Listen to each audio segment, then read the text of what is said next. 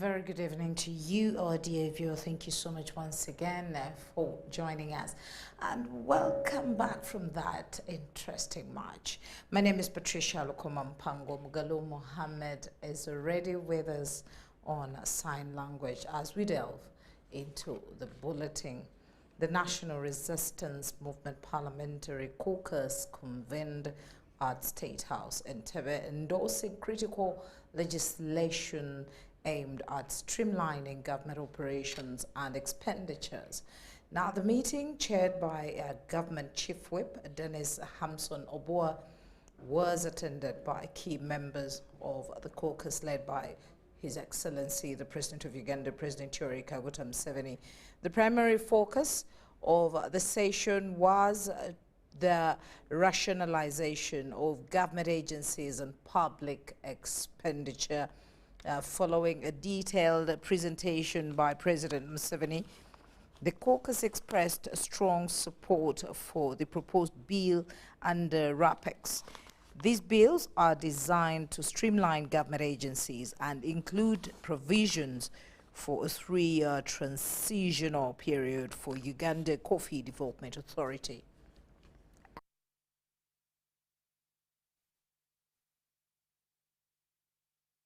Presentation and passing into law by Parliament all the bills on the rationalization of government agencies and public expenditure, providing for a 3-year transitional period for Uganda-Turkey Development Authority, UCDA, and National Information Technology Authority, Uganda, NITA-U.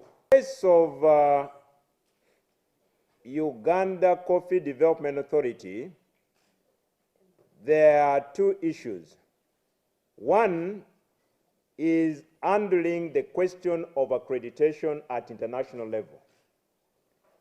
Then the second one is preparation by the Ministry of Agriculture, because you all know that coffee is one of the most strategic crops that we are producing as a country. So those are two justifications. On the question of NITA-U, NITA-U is currently implementing 2 projects, which are loans that government of Uganda obtained from the World Bank and the China government. So caucus felt it wise that NITA-U also needed to benefit from the transitional period in order for the 2 loans to be implemented to its logical conclusion. Of the other 14 remaining will be rationalized, because you are aware that in principle 16 bills remained not passed by Parliament. So out of 16, 2 will benefit from the transitional provision. The rest will be rationalized.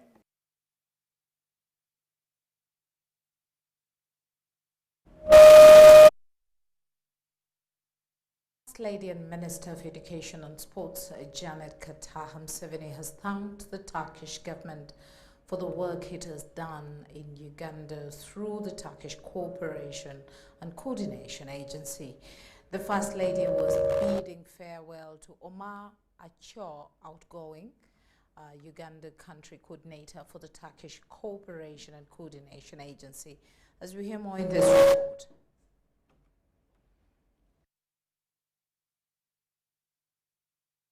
Mrs. Museveni hailed the cordial relationship between Uganda and the government of Turkey. She thanked the Turkish ambassador and TICA's outgoing country coordinator for the various projects they have implemented over the years in the different sectors in Uganda, especially the support to the children with special needs and disability in the country. We always say we are building a global village when we try to support each other to improve the conditions of life of our people. We are really building a global village. So we thank you so much. We want to use this opportunity to thank you Thank you so much for considering working with us and supporting our work in the country. Please know that we are here for any purpose. When you want to work with us while you are here, we are all the same people, and we are striving indeed to change the conditions of life of our people. So we will thank you always, and those children will never forget what you've done for them. Thank you. The Turkish Cooperation and Coordination Agency recently donated an assortment of essential items to enhance the lives of persons with disabilities and support education institutions in Tungamo district. These included computers, printers, sewing machines, water tanks, and dictionaries for the blind. The items were distributed to various schools and vocational secondary schools in the district. Turkey's ambassador to Uganda stated that cooperation in the field of development is an essential part of his country's bilateral relations with Uganda, and that TINCA and the Turkish NGOs have been instrumental in this field. TICA has completed 85 projects in Uganda since the early 2000s and is set to finish 5 additional projects by the end of this year, which will increase the number to 90. Made our project in Notungamo, in Kitugum, in Yumbe, in Atiak, in Tororo, in Mbale, Palisa, so many places we made some projects, and approximately direct or indirect, we benefited 500 to 550,000 people in Uganda. Reporting for UBC, Baguma William. Well, thank you very much there, Baguma William. Now, as we cross over to Chankwanze, the Minister of State for Works, Honorable Musa Ichwero has urged local leaders in the country to increase their vigilance on funds disbursed by the central government to local governments in order to ensure value for money. Ichwero made the call this afternoon while addressing leaders undergoing a 2 weeks leadership transformational training from 10 districts. Ichwero says that President Yoweri Museveni gave instructions that all districts receive 1 billion shillings on top of other funds from Road Fund, but these funds are being misused by a few individuals at the district level. Ichwero says that it's entirely the role of the local leaders to ensure that funds sent to districts and sub-counties are used properly. This 1 billion shillings is not supposed to be just coming there to be stolen by the road engineer, but stolen by the chairperson LC5 or stolen by the cow. It is supposed to come and improve on the road network in the district. The business of all leaders to monitor all the projects that are being constructed or undertaken or implemented in their respective areas of jurisdiction. Ichwero warned all districts in the country that it is illegal to hire out the government road equipment to do private work at the expense of local people, saying that such practice should be fought by the leaders. Some of the engineers who are unscrupulous, I want to say not all, but some who are unscrupulous, they work very closely with the local, either the chairman or they choose to work with the cow, and they hire this to private contractors, and the money accrues to them as individuals. This is extremely criminal. And unfortunately, while that is happening, the chairpersons, the district, the sub-county chiefs are watching, the councillors are helplessly watching. This must stop, and I have come to tell them it is them who are my critical eyes in the local government. The participants told the minister some of the challenges they face in local governments that require attention from the centre. We are always disturbed by the roads which always come or which are being awarded from the ministry to come and be done in our district. You find that a road can be from the ministry of 60 kilometers, an example. They allocate 600 millions. Then a road that is going to be done by district, around 11 kilometers, they only allocate 300. Yet these people are buying the materials from the same area, they are using the same raw materials, the same labor, but you find that the ones from the ministry are so expensive compared to the ones in the district. Is it that chairperson NRM of the ruling party are not members of road committee, and yet they are key in monitoring government program. Meanwhile, Dennis Obo, the public relations officer from the Ministry of Lands, who represented the ministry at the training, asked all local leaders to demand for accountability from civil servants for better service delivery. Political leaders, I request you to ask your district land boards for accountability. As leaders, you have a role to play in assisting my minister and the ministry. Ensure that we use our land as a resource. The local leaders raised a number of issues regarding land and especially the way how land titles are accessed. Is it that chairperson NRM of the ruling party are not members of road committee, and yet they are key in monitoring government program? The leaders camped at Nali have been drawn from the districts of Kiboga, Masaka, Yumbe, Kibuku and Kivale, while those at Kaweweta for the same cause are from the districts of Nakasongola, Gomba, Mbarara, Kalungu and Mbarara City. The 11 days course that is expected to end on Saturday 7th September 2024 is organized by the Office of the Prime Minister in conjunction with Ministry of Local Government and Patriotism Secretariat. The course has attracted over 1,000 leaders from 10 districts camped at the National Leadership Training Institute and Oliver Tambo Ideological Training School, Kaweweta, respectively. It is running under the theme Enhancing Leadership's Capacities in Monitoring Government Programs to Improve Service Delivery. Charity Marian Imnat and Ismail Kasoha, UBC News. Now, NRM Secretary General Richard Tudwang has encouraged youth to work hard and embrace government initiatives in order to curb the rampant poverty ravaging the societies of the country. Tudwang was presiding over the handover ceremony of the NRM Makerere University chapter at an event held at Makerere University main campus in Kampala. Students of the NRM family have convened this Friday at the College of Health Sciences and School of Public Health at Makerere University to witness the change of guard in the new leadership. The handover ceremony was graced by high-level NRM leaders led by the party's Secretary General Richard Tudwang.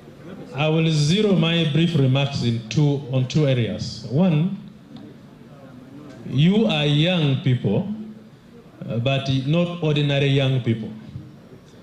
The party and the country has a lot of expectations on you. We believe that you are the intellectual breed of the party. We believe that you should guide other young people into the directions of the party. The incoming team is led by Edmond Ariho as the chapter's chairperson, among other leaders. So as the new team, we are looking forward to working with people from outside. You know, if we engage with them, we get support, they mentor us, they talk to us. So I think if we use that strategy, and also on top of that, we are going to start when it's still early. Since we are having the office right now, we are going to start right away. By next week, we are going to be having something on the table. These leaders are required to hoist the party's flag high at the institution. Advice to young people out there, more so in Makerere, they should take it on as a civic duty to engage in discussions that affect us as young people. That's accountability. They should take on discourse to ensure that we work for a future that we believe in. Our approach now to politics and to mobilization as a chapter, but also which we are rolling out, has changed, and now we are emphasizing what we are calling the developmental approach to politics. To ensure that they keep our flag high at the alma mater, at the hill of we call Makerere the hill of endless possibilities. So we hope my brother Fat and his team to keep the flag of NRM high at the hill of energy possibilities, which is Makerere University. The event was attended by a section of NRM party leaders and student leaders. We look at things, our opinions is shaped by our materiality and our economic status. And for you as intellectuals, if you don't open up your mind in discussing things that affect the country, you will leave the university and jump into an environment which you might not be able to control. It is believed that such students' chapters are vital in strengthening past structures, reasons why institutions like Makerere University have allowed them to thrive. Robert Onyango, UBC News. Well, thank you very much there, Robert Onyango. Now, Joint Stock Global Security has expressed its capacity to produce digital number plates for all vehicles in Uganda. Communications manager Galina Svalova says that the company can produce up to 5,000 plates per day, but the uptake remains low.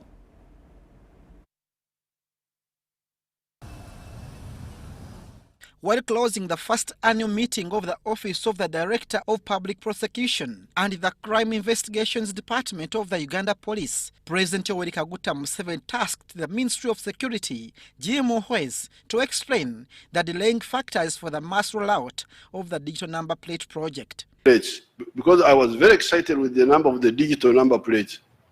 Who is handling that on the technical side? Excellency, it is true that my ministry and the Ministry of Works are spearheading this project, but we are working with all other agencies, including police. So what is the problem? Why is it not free? No, there were a few problems, but yesterday we had a meeting. Now the investor is ready to roll it out. The president hinted on the factors fueling insecurity, including poor performance of the CCTV cameras of the Uganda police and the complicated tracking of criminals, inclining on the absence of digital number plates. Introducing the cameras on the roads. You have seen how much the cameras have helped you, if they were working properly, because even they were not fully implemented well, there was some problem. What are the problems of the cameras? Come and tell us here. Very well, every Ugandan was very excited, and it did good work for Ugandans. But later, there was some few mishaps. And caused by earthquake or what? Your Excellency, it was a management issue which has been solved. The Russian contractor Joint Stock Global Security expressed readiness for massive production of digital number plates, albeit amidst some current constraints. Due to several reasons, major one is sensitization. The government decided to roll out with their vehicles to show people how the system works and to test it on their vehicles. And only when this governmental vehicles installation has proven itself worthy and fully capable, the government has given us permission to start with the public. The company intends to spread its activities to different regions to ease access.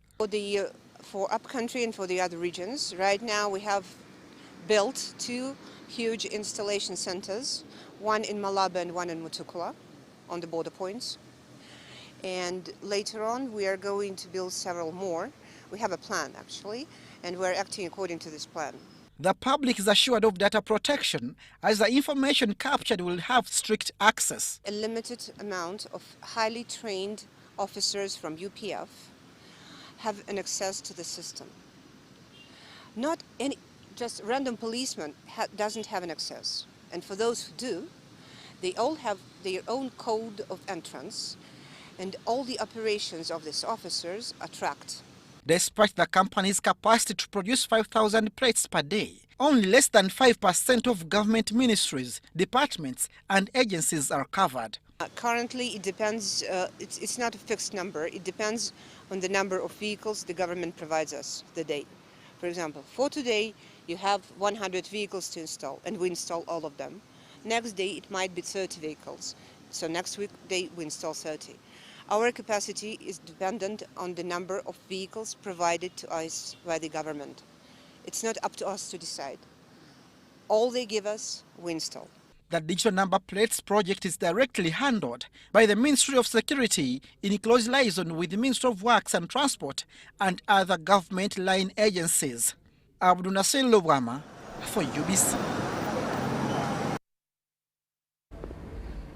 Thank you very much there, Abdul Nasser Waman. Our Ministry of Defense and Veteran Affairs, in conjunction with sister security agencies, has organized a 3-day first ever security expo, which will take place from 10th to 12th September 2024 at Munyonyo Resort Hotel in Kampala. In management of our borders, there are so many entry points, so many exit points.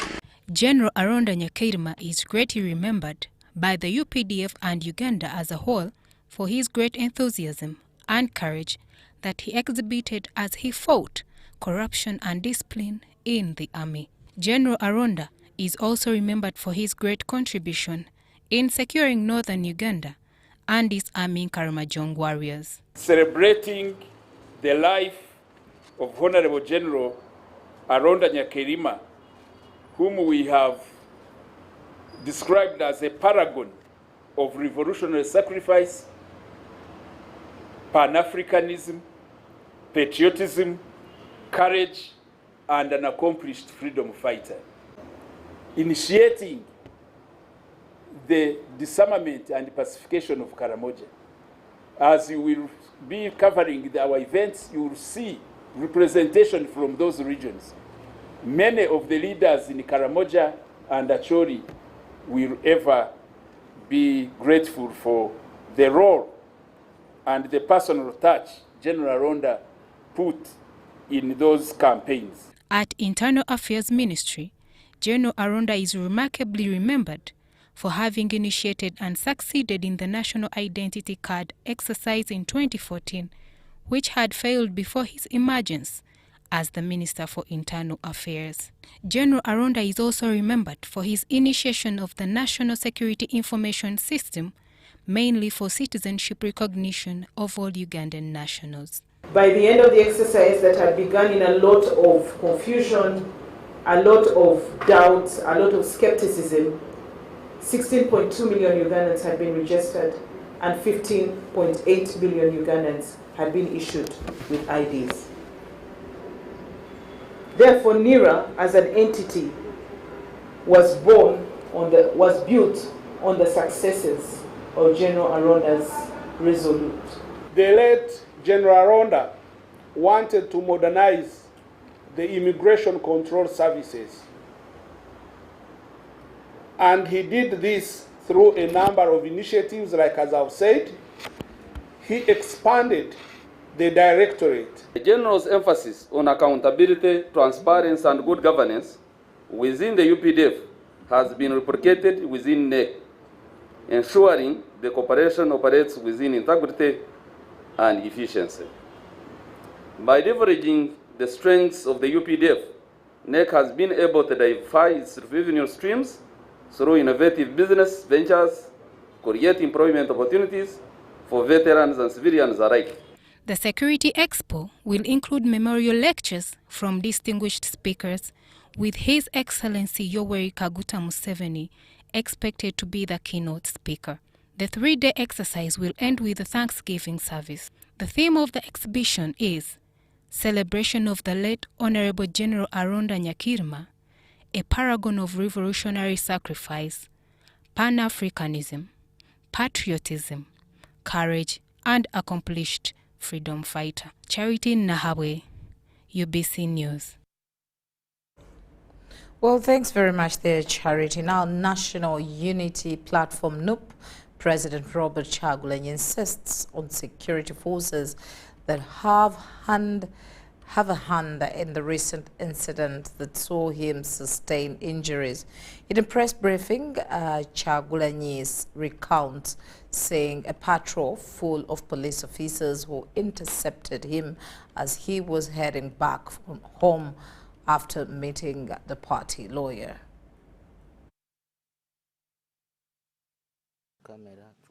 On Tuesday, 3rd September, security forces allegedly injured Robert Kyagulanyi Ssentamu, the president of National Unity Platform Party, as he left residence of his party lawyer George Musisi in Bulindo, Kira municipality. He said that I got out of the car and started a procession. That was a lie. They said that before the videos came out. Then they said I only stumbled and fell. That was a lie. Myself, together with all those foot soldiers that have been bailed out of court by Council Musisi, we decided to carry a chicken and a bunch of bananas to go and thank him officially and appreciate him for his work. During a press conference held Friday at his home in Magere, Kyagulanyi expressed gratitude to various leaders, including cultural leaders, for supporting him. Exploded on my leg, shattering my shoes and harming me so bad. That is how I ended up in this state. To thank the comrades that we moved with, the foot soldiers, for exhibiting highest degree of discipline. They are extremely, extremely disciplined and self-restrained. I want to appreciate very sincerely all of you friends and comrades here in Uganda and abroad that have sent us messages of love, messages of sympathy, messages of solidarity and encouragement since the Tuesday's violence. Thank you very, very much. Kyagulanyi expressed optimism about his ongoing recovery and said he intends to resume his nationwide tours once he is fully back on his feet. I'm alive. I'm not well, but I'm alive.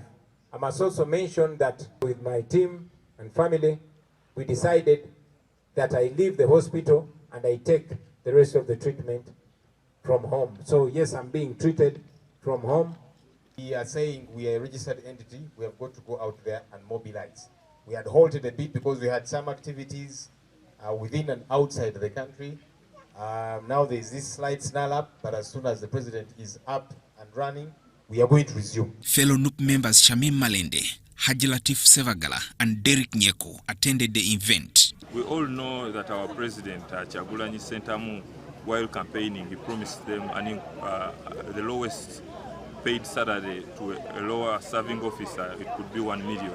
And today government has appraised the money that they are receiving. It is very sad for police officers to see us as enemies. Please respect human rights, because there is no way how you can really start tear gassing people and how you can start shooting people without any cause. So we appeal to security organs to let all stakeholders, all key players to do what they're supposed to do. Specifically under the law, any individual is allowed to bring an action against the individual, particular individual that is involved in violation of rights. So there is a law on that, and we are not acting contrary. During the press conference, Kyagulanyi received gifts from supporters, including goats, chicken, and potatoes, as a gesture of solidarity. Oko Joseph and Jamil Sekaja, UBC.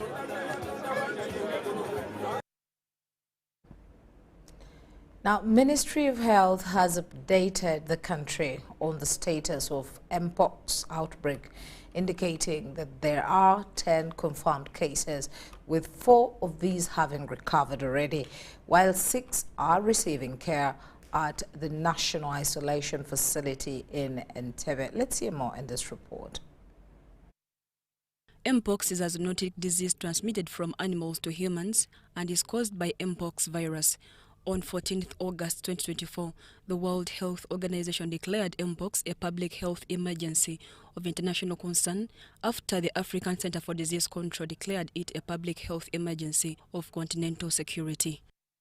In Africa, the Mpox epidemic is driven by a variant that is called Clade 1b, with 15 countries affected on the continent.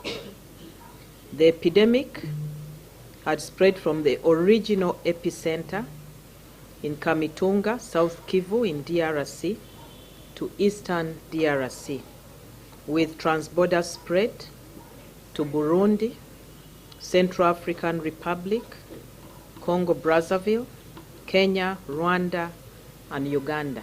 According to Ministry of Health, Uganda has so far recorded 10 confirmed cases, with 4 of these having recovered, while 6 are receiving care at the National Isolation Facility in Entebbe. Overall, the signs and symptoms of Mpox include skin rash. This varies according to the clinical phase of the illness. At the beginning, there are pustules with pus, which are highly infectious and can take from 2 to 4 weeks to heal.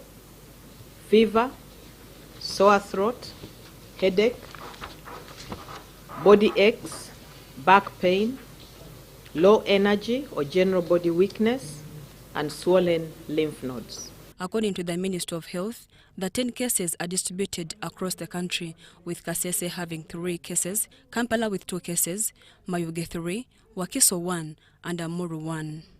Additionally, a total of 49 contacts of the confirmed cases have been identified and are under close monitoring.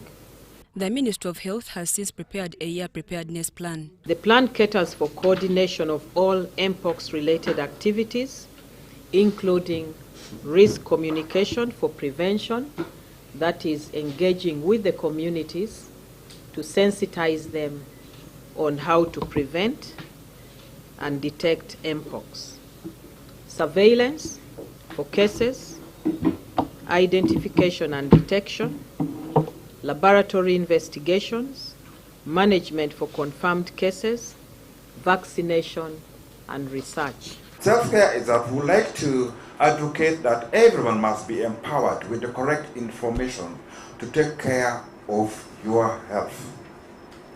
Once the responsibility is placed in your hands, for example, in terms of infection, prevention and control. However, the civil society led by AIDS Healthcare Foundation has called on the developed countries to ensure equitable access of Mpox vaccines by African countries. We are seeing that in developed countries, there are stockpiles of Mpox vaccine.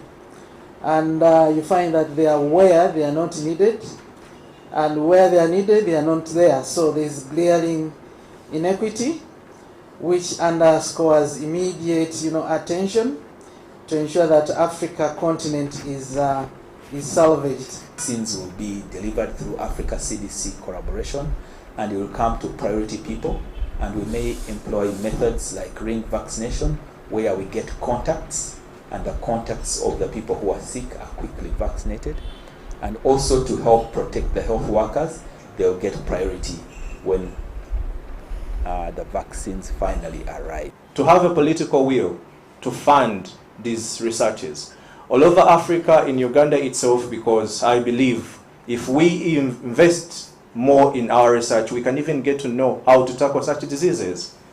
The Ministry of Health has urged the public to remain calm and vigilant by reporting any suspected cases of Mpox. Mary Namkose, Adia Nakuti, UBC News. As we look at the future of democracy, Uganda's political civic actors and experts have convened to discuss the future of the country's democracy.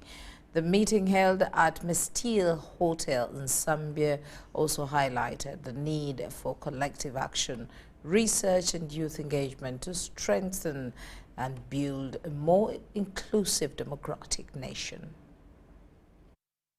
Continues to progress since 1961. On Friday morning at Mestil Hotel, political and civic actors converged to dialogue on various strategies for effectiveness of a future democratic country. But there is a need for a campaign finance law, a law that regulates the use of money in elections to ensure that the choice of the people is not influenced by investments, money, or any other thing. Alliance for National Transformation President General Mugisha Montuyera urges that the future of democracy lies in the actions taken today, highlighting the importance of collective responsibility among genuine political leaders. The majority of the actors within politics here are people who are driven more by self than by the desire and the capacity to work fast.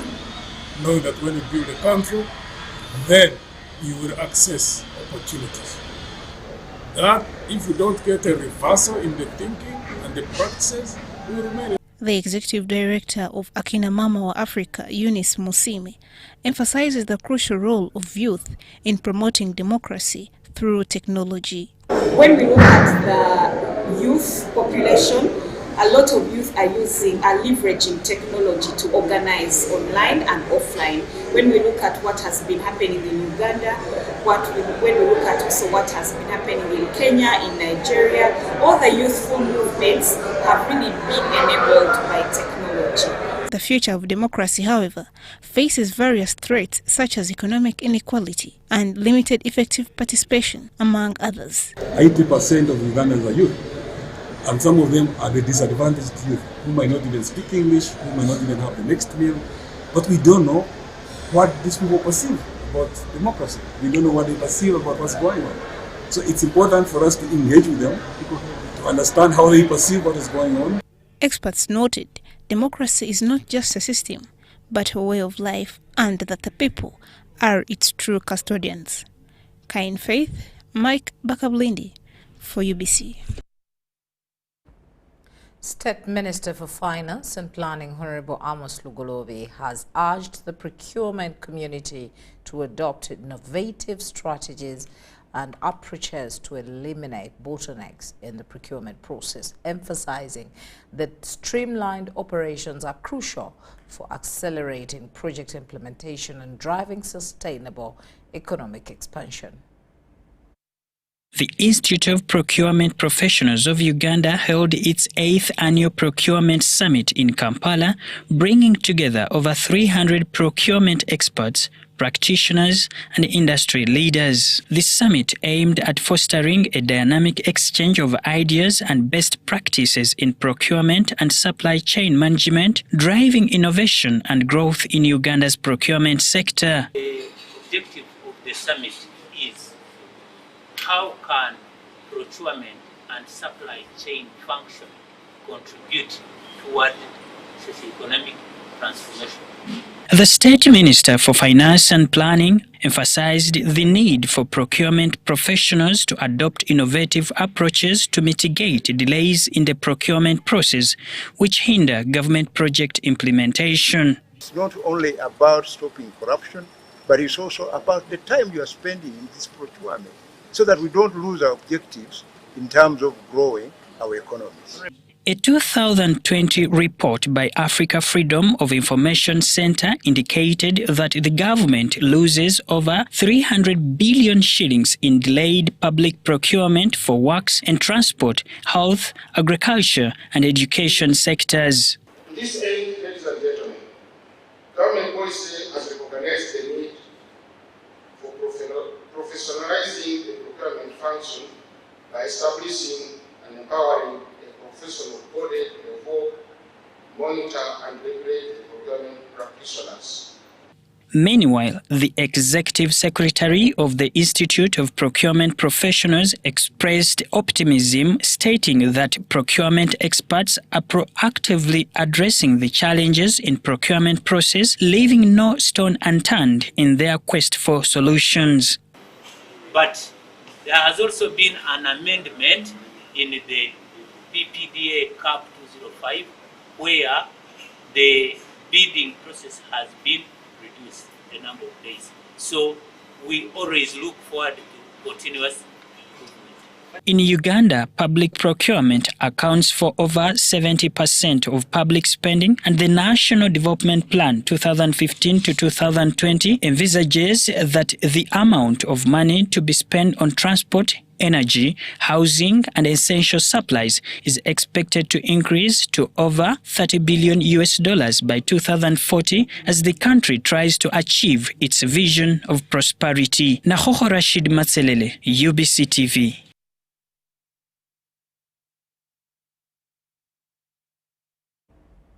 Well, with that story, we're going to take a short break and return with another segment. Stay with us.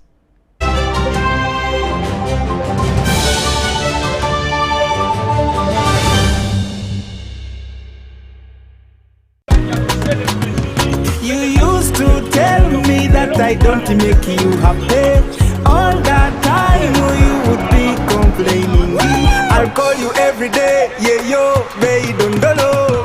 can now get all the chibuzi out with MTN voice bundles. Call all networks Kubei Dondoro. Buy a 25-minute voice bundle for only 1,000 or buy any daily voice bundle of your choice. Dial *100 *21 hash and select daily or use the My MTN app. When we talk together, we are unstoppable.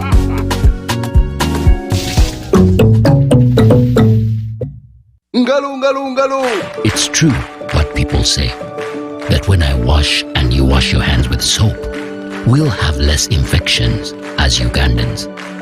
After all, it's hands that handle money. It's hands that feed us. Hands that prepare soil for farming.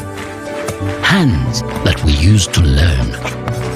And hands that we use for fun.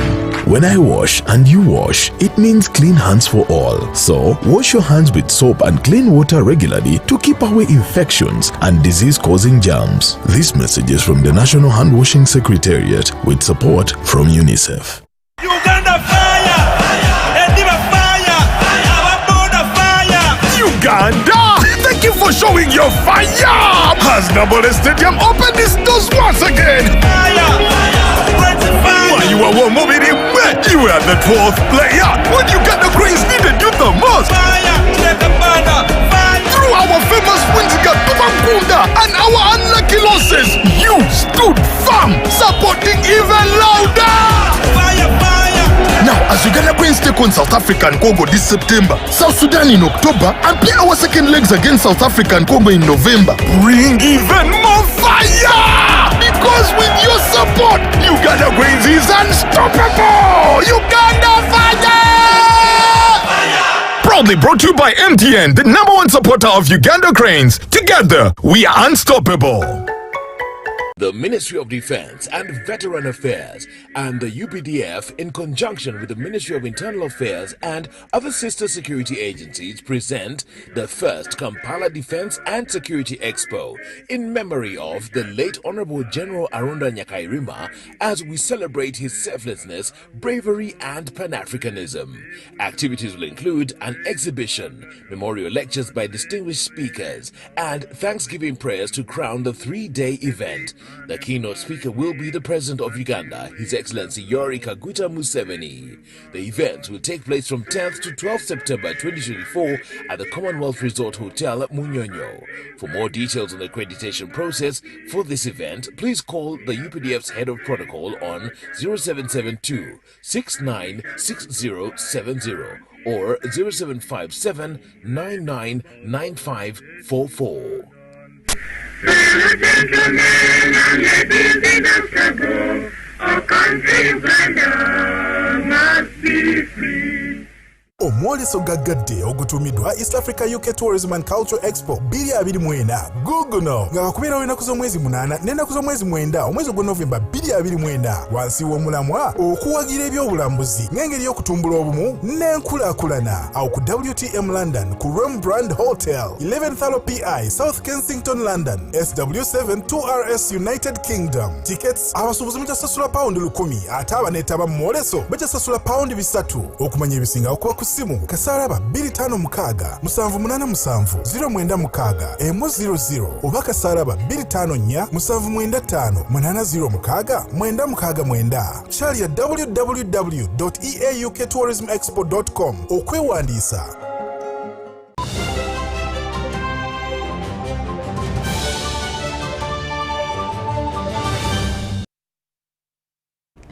Welcome back from that short break, and we are also blessed to have you join us and allow us into your space. Now, in our next segment, we cross over to Uganda Kingdom, where the Katikiro of Uganda, Charles Peter Mayiga, has called for joint collaboration between government and the private sector to protect coffee value chain actors.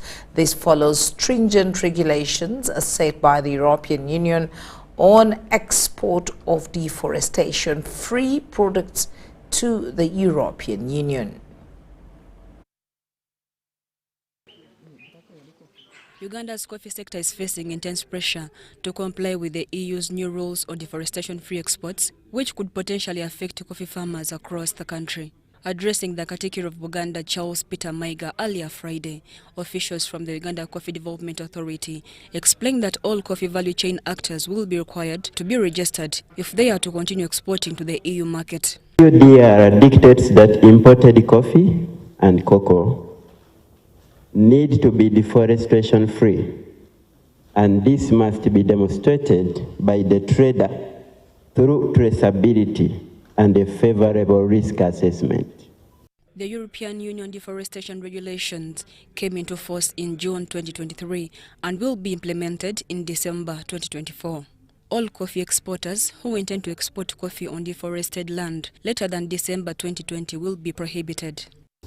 Not only for coffee, but cocoa, soya, bean, cattle, beef, oil palm, rubber. Submit specific documents to export to the EU market to ascertain and confirm that they were not produced on land that was deforested after December 2020. These regulations also require exporters to submit specific documentations to the EU to ensure compliance. A detailed land use map to confirm deforestation-free production after the date that I have talked about. We are also required to present evidence that there is compliance with local legislation. That means as we are going about growing our coffee, we must make sure that we conform to the laws of the land. In response, the Katikkiro of Buganda, Charles Peter Maiga, called for collective effort to safeguard actors in the coffee value chain in the country. Maiga emphasized the critical need for sensitization of coffee farmers on the need for registration. It's our duty to join hands with government, with UCDA, with everyone involved in the coffee industry, so as to protect the 15 million or so Ugandans whose livelihoods depend on coffee. When a bill is introduced, there is a mischief that is intended to be cured. And if you don't explain that thoroughly, you create confusion, as we did in 2018. But I think we were right even then. Now, it's our duty this time round to sensitize the coffee farmer about the need for registration. It is for their good. Maiga underscored the critical role played by the Uganda Coffee Development Authority in boosting coffee production in the country. The coffee industry will need as much support as possible, much more support than has ever been needed, because a lot more people are growing coffee. A lot more people's lives is going to depend on coffee. Then it will be fatal to think of talking about phasing it out in 2027. The European Union remains the largest destination of Uganda's coffee, with over 60% annual exports. Mary Namkose, UBC News. Now, senior leaders and partners in the Karamoja sub-region have commended outgoing UNICEF country representative to Uganda, Dr. Munir Safieldin, for his exemplary leadership qualities and steering UNICEF to provide services to vulnerable people, especially in the education and health sectors. Dr. Munir Safieldin was posted to Uganda as a UNICEF country representative in 2020, and after 31 years of distinguished international service, he retires from international service this year. Senior leaders and partners from Karamoja sub-region recognized Dr. Munir, the outgoing UNICEF country representative, at a special farewell dinner held at Yellowstone Hotel in Moroto Municipality. Dr. Munir thanked the government and people of Uganda for ensuring a peaceful working environment and for hosting over 1.7 million refugees. Thanking the government for a number of important things. I worked in a number of countries where it was very difficult to meet a government official and convince them that children in that country has a problem. In Uganda, this has never been a challenge.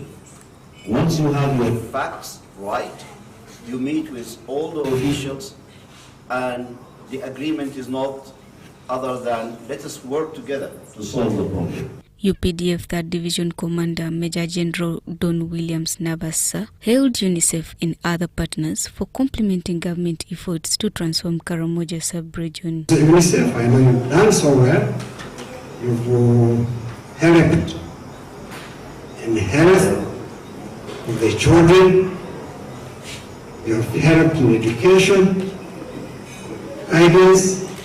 Please don't get tired. UNICEF, please continue to do the same, and all other partners, please help.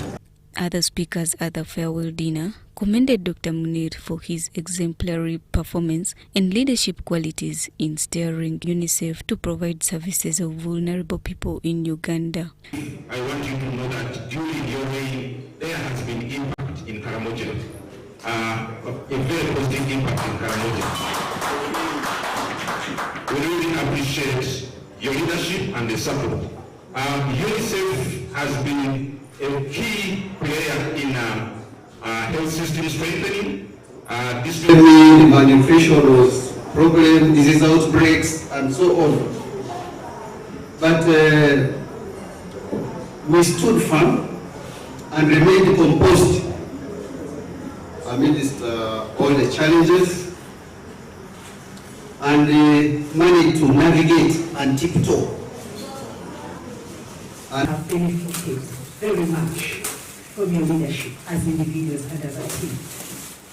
And of course, also, the region that we serve has also benefited from your leadership. The ceremony was graced by top security commanders, UNICEF staff, religious leaders, and district officials from Karamoja sub-region.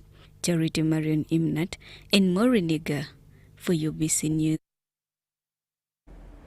Now, Uganda Registration Services Bureau is collaborating with the World Intellectual Property Organization, WIPO, under the Technology Innovation Support Centers and the Patent Cooperation Treaty to conduct series of seminars in universities to enhance awareness of intellectual property rights. Understanding the patent ecosystem and how to navigate and utilize package research output are some of the objectives of the intellectual property training conducted by the Registration Service Bureau and the World Intellectual Property Organization. Lecturers and students from across the country are being educated on how to effectively use their knowledge to transform the country through tangible outputs. We are glad that Makerere University is a university that still leads in registrations and as far as intellectual property is concerned. For example, the Ivory Tower is a registered industrial design. The gown, the university gown is registered. They have a few patents, utility models, brands, ICT solutions registered here and there. But we believe that the potential and the capacity of this university should be multiplied, and they can only do this if they focus and prioritize the use of intellectual property for purposes of reputation, for purposes of visibility, for purposes of commercialization. Universities are advised to embrace intellectual property to avoid innovation losses and fully exploit their potential in research. I'm confident that the insights you'll gain from this workshop, particularly from our experts, from WIPO and URSB, will enhance your ability to navigate the patent landscape, protect your IP, and also fully utilize the potential, your potential in research and innovations. I urge you, colleagues here, faculty, and even students, if there are any, to actively engage explore ways of applying the knowledge you gain today to your own work and institution, and also this should be an opportunity for us to synergize and build our collective capacity to protect and maximize impact of Uganda's research output. Collaborations between universities, the public and private sector fosters an ecosystem that supports innovation, changes the landscape and has the capacity to strengthen intellectual property framework in the country. As we are all aware, there is an increasing expectation on universities to contribute to the national economy through knowledge transfer. Intellectual property plays an essential role in both the research and teaching functions of university, whether it be basic or applied research. Through their research and development activities, universities produce results in the form of inventions, scholarly publications, databases, new plant varieties, computer programs, and others. Through the Technology Innovation Support Centers initiative, young innovators are provided with essential tools to protect their creations, safeguard innovations, foster creativity and economic growth.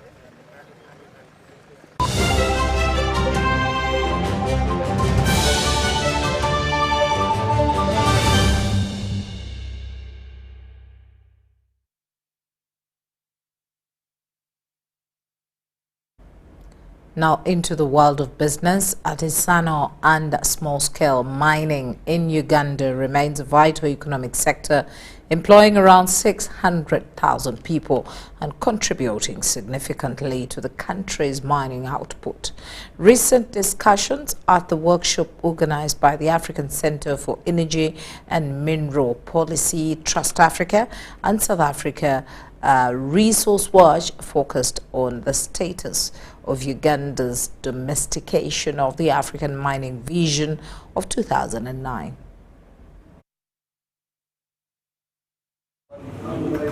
The licensing process remains deterrent because of unnecessary and costly delays. The second issue raised was that there is a high cost of doing business. Key concerns raised at this workshop included the absence of emergency and rescue plans for artisanal and small-scale miners, raising questions about Uganda's capacity to enforce occupational health and safety measures, and a lack of political and financial sector will to availing financial avenues. The same requirements that we are putting on the large-scale mining companies in line with safety of their employees and safety of their workers are the same obligations we are putting on the artisanal miners. Why should the artisanal miner be allowed to be careless when he's mining? He needs special regulations because he's careless. A miner pays tax that very moment. But our government gets no revenue from gold and they are very comfortable. We, where gold is coming from, we get no royalties and we are very comfortable. It's only a small-scale miner who needs a license, who is trying to call on government to say, please let us organize so that, we can also survive. Fiona Nyamutoro, Minister of State for Energy and Mineral Development, advocated for a tailored Ugandan cadastre system to streamline the licensing process, which currently faces significant delays and accessibility issues. It is very true, and I admit that the licensing system is very stagnant in terms of movement. And we have been sharing different discussions, I've been making lots of consultations, and I want to interest the President in this as well. She also emphasized that government's silence on various issues and the withholding of information by private sector hinder the banking sector's willingness to engage with artisanal miners. Now the miners withhold information and government is also silent on information. And this is one of the sectors that has been earmarked to foster development in Uganda. Then what are we doing? It simply means each of us has a role to play at our end. The workshop underscored the need for dedicated financing mechanisms for artisanal and small-scale miners, particularly for marginalized groups such as women and youth. Currently, there are no specific programs to support these miners, despite their critical role in the economy. If someone invests $10 billion, need the same requirement like someone who has a hope, a spade, and a basin, and a ground of mercury. Then we are going to enter into a mafia state. The licensing issues will be no more. As Uganda continues to navigate the complexities of its mining sector, integrating artisanal and small-scale miners into formal policies remains essential for sustainable development and economic growth. Trust Africa collaborated with Southern Africa Resource Watch to conduct country-level studies to examine the status of the domestication of the African mining vision in the country, specifically to understand its influence on ensuring an enabling environment for artisanal and small-scale miners. Wadulo Mark Arnold for UBC News in Kampala.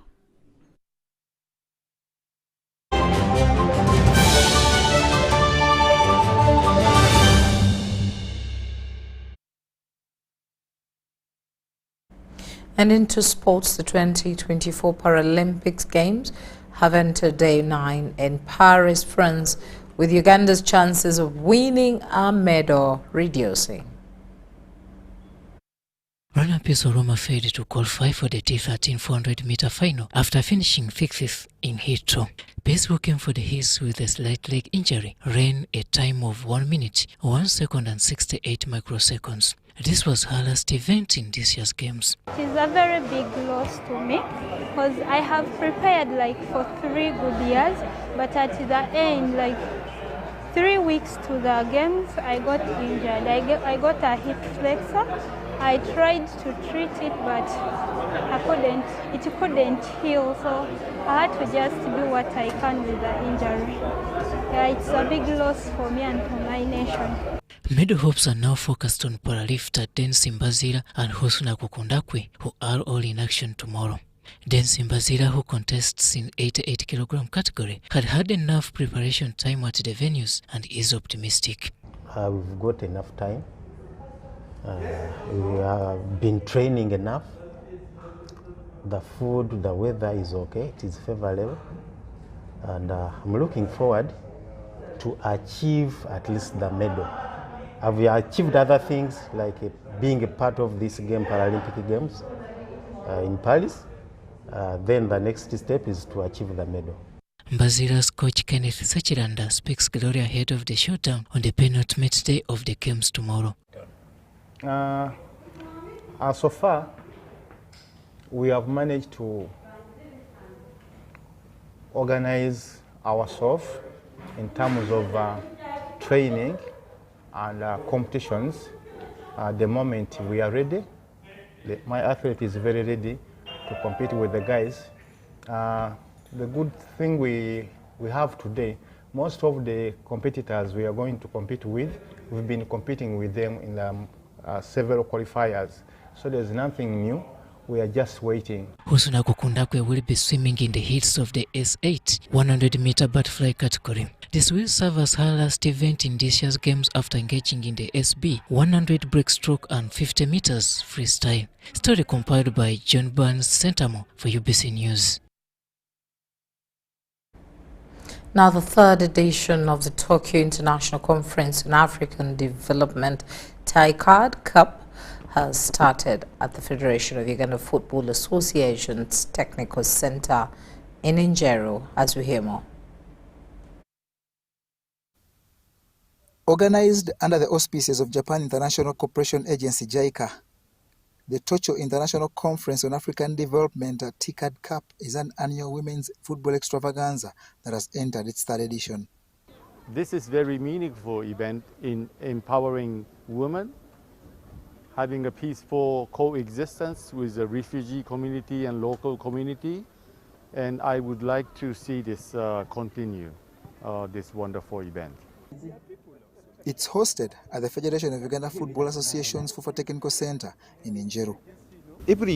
Throughout the year, we are promoting this kind of the bit small, however, the girls football event to aim the coexistence of refugee and host communities.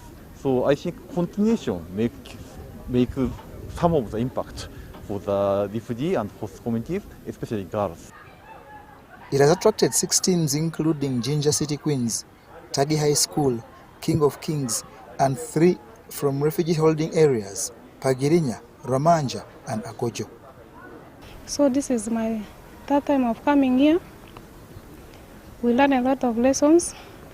The first time we arrived here, we built a lot of things. Like some people know how to dose people, but our first time of coming here, for us we don't know how to dose. But now we have learned a lot of things. We can dose, we can do everything. Yeah, we still have 2 more games tomorrow, and we are very sure, I believe in my players, and we shall bounce back stronger. The 2-day tournament that aims at empowering the girl child climaxes on Saturday.